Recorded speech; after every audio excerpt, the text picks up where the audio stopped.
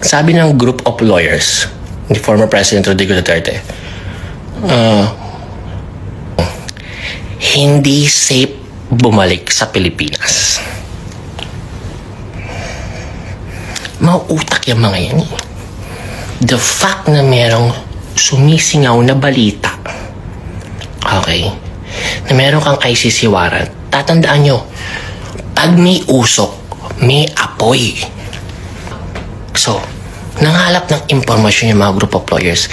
Legit pa talaga yung warrant? Legit pa talaga? Wala sila makuha confirmation eh.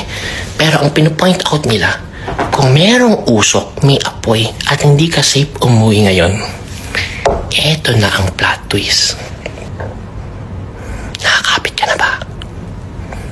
Ito na ang plot twist. May nakialam na anak. Isa sa anak